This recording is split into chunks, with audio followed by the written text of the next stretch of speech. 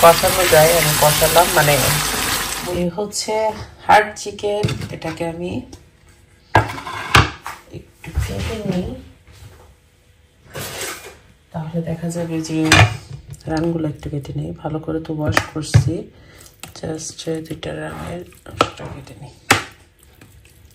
ইদানিং রাফানার বাবা দেখা যাচ্ছে যে এই হার্ড চিকেনটার উপর একটু মনোযোগ আসছে, মানে সে এটাই খেতে চাই, এই আর কি। এভাবে কেটে নিয়েছি, তাহলে একটু মশলা ঢুকবে। এই যে এবার আমি মাখিয়ে মশলা দিয়ে মুগ ডাল দিয়ে দেখি রান্নাটা করব। তো শুরুতেই আমি দিয়ে দিচ্ছি এখানে মরিচের গুঁড়া, একটু ঝাল ঝাল করেই করি, বাচ্চারাও তো এটা খাবে না। লাল আর শক্ত মুরগি তো একটু ঝাল হলেই যেন মজা হয় ভালো। হলুদ, তারপর হচ্ছে ধনিয়া, জিরা, একটু গরম মশলা, লবণ আর একটু দেওয়া লাগবে। ওকে, আর কিছু লাগবে না। আর এলাচ, দারচিনিটা আমি একটু ধুয়ে দিচ্ছি, আর তেজপাতা। এটা হচ্ছে তেলে দিব, এলাচ দারচিনিটা পরে দিব তেল। আমি এটা মাখিয়ে রাখবো, আদা রসুন পেস্ট করি নাই, এটা মাখিয়ে দেন আদা রসুন পেস্ট করে নিচ্ছি। বলাই আছে হার্ড চিকেন, তো হার্ড চিকেন মানেই তো হার্ড হবে, তো যার কারণে আমি একটু ইয়োগার্ট দিচ্ছি। ইয়োগার্ট দিলে আবার দেখা যায় তাড়াতাড়ি নরম হয়ে যায়। এবার আমি একটু গ্লাভস পরে এটাকে মাখিয়ে নিচ্ছি। প্যানে যেহেতু তেল দিব তাই আর এখানে তেলটা দিচ্ছি না, একটু মাখিয়ে রেখে দিচ্ছি, তাহলে মশলা হালকা একটু ভিতরে প্রবেশ করতে পারবে। ধুয়ে নিচ্ছি, একটু পানি পানি মনে হয় রয়ে গেছে।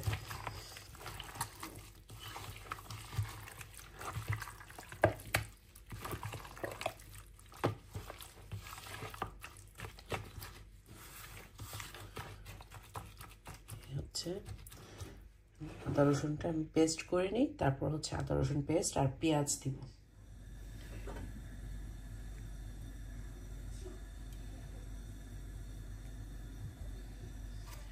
এলাচ, দারচিনি, তেজপাতা,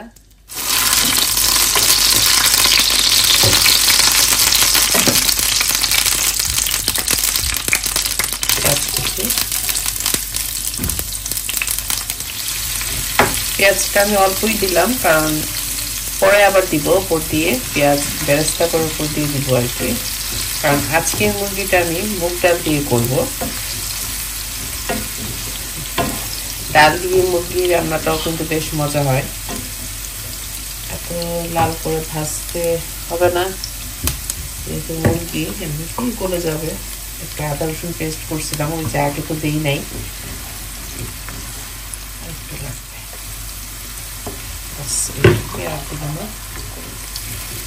ফ্রেশ তো, ফ্রেশ হলে ভালো গ্রাম থাকে।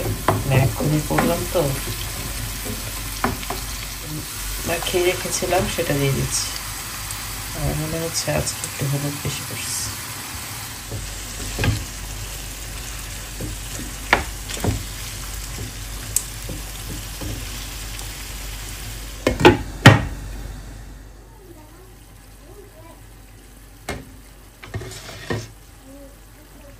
এই মুগ ডালটা দিয়ে রান্না করবো, সেজন্য আমি একটু টেনে নিই। আমি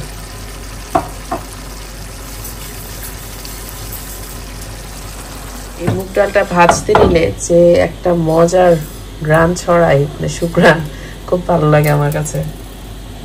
আর একটু হবে,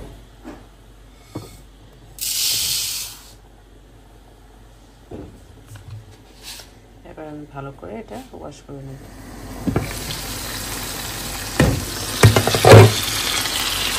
হচ্ছে পানি ছাড়া যতটুকু কষানো যায় আমি কষালাম, মানে মুরগিটা থেকে যে পরিমাণ পানি বের হলো আর কি। আর এবার বেশি করে পানি দিব, কারণ সেদ্ধ হবে না, শক্ত যেহেতু।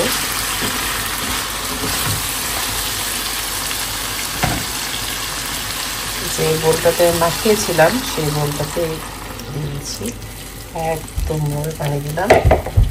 একদম আবার কষা কষা হবে, একদম শুকনো হবে, তখন গিয়ে আমি ডালটা অ্যাড করব।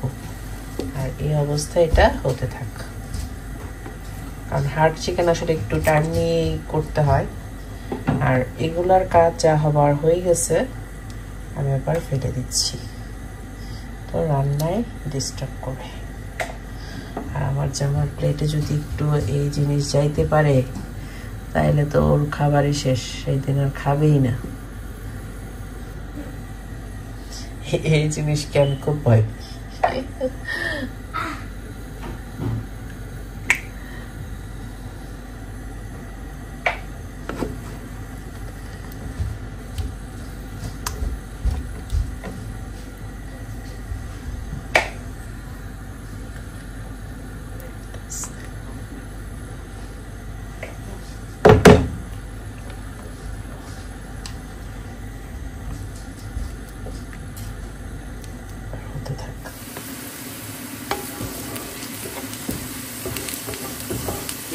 পেঁয়াজ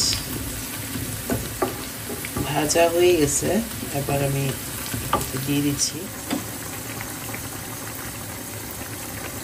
সুন্দর আসছে কালারটা, আমি জানি না ভিডিওতে কেমন দেখা যাচ্ছে, বাট অনেক সুন্দর লাগছে মানে দেখতে আর কি। আরেকটু ঝোলটা কমবে, মানে আরেকটু সেদ্ধ হবে ডালটা। আর আমি এবার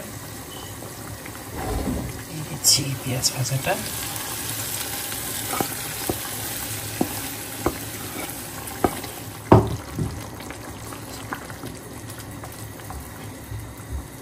গরম মশলা, একটু জিরা, আর দিব হচ্ছে কাঁচামরিচ। কাঁচামরিচের সুন্দর একটা সুঘ্রাণ ছড়াবে পুরোটা কারিতে।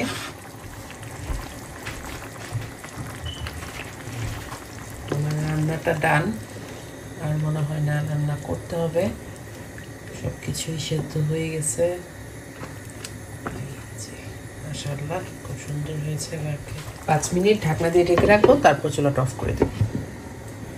আমার রান্নাটা ডান, চুলাটা অফ করে দিলাম। এই যে ডালটাও কিন্তু খুব সুন্দর সেদ্ধ হয়েছে, প্লাস একটু ঝোল ঝোলও আছে। এটা কিন্তু খেতে বেশ ভালো লাগে, একটু হোটেল স্টাইল লাগে আর কি। আশা করি আমার সব আপু ভাইদের কাছে আমার আজকের এই রেসিপিটা ভালো লেগেছে। আমি আসলে রেগুলার রান্নাবান্নাই দেখাই, আমি যা পারি আর কি, বা আমার বাসায় আমি রেগুলার যে রান্নাবান্নাগুলো করি। রান্নাবান্না তো শেষ, এবার খেয়ে নেওয়ার পালা। তো চলুন দেখি, যেহেতু আপনাদের নিয়ে রান্নাটা করলাম, খাবারটাও খাই আপনাদের নিয়েই, এবং শেয়ার করি যে কেমন হয়েছে। আমি আসলে একটু ঝোল ঝোল করেই খাবো। আর এই মুরগিটা খাই আসলে এই চামড়াটার জন্য, চামড়াটা খেতে ভালো লাগে আমার কাছে।